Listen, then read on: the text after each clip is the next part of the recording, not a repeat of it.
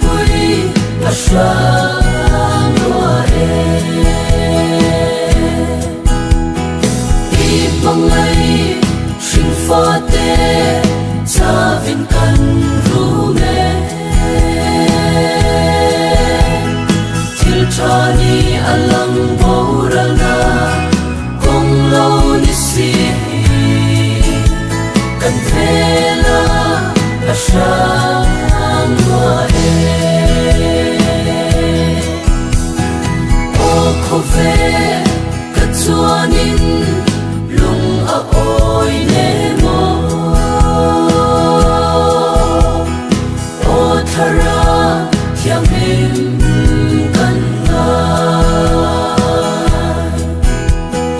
ring tu te u kan ne naral thuam lu chu lalpa thu sha le ataka som hi ani a kanun hia apang en le kal iso telfa him dale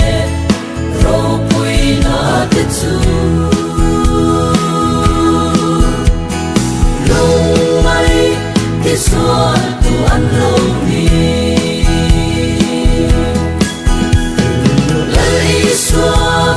chan na chu nun hau sap na ani si chua kaya tan ero pathian mai hi alo chaper ani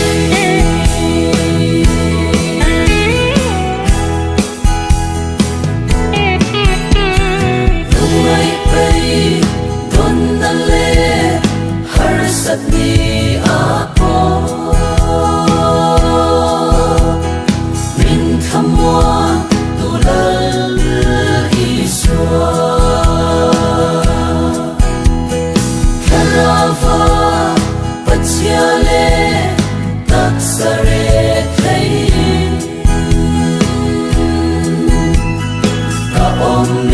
anin min bua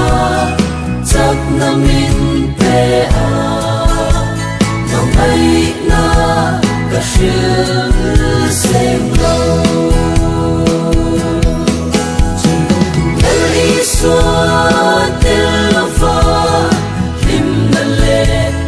ro pui na te chu lung ai te so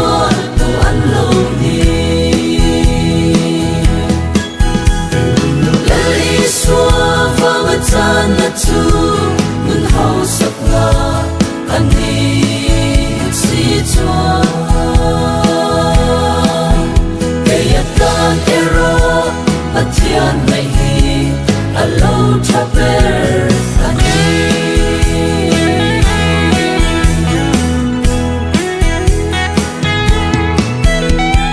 khofela kan himla hun le ni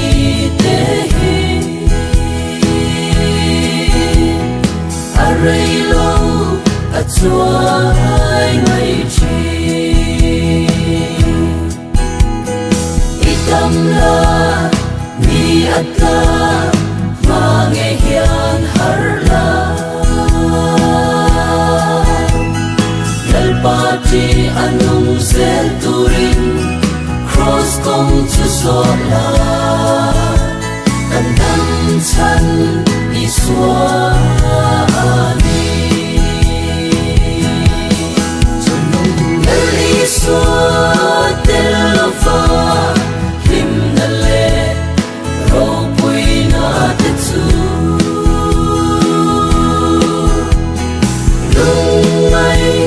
so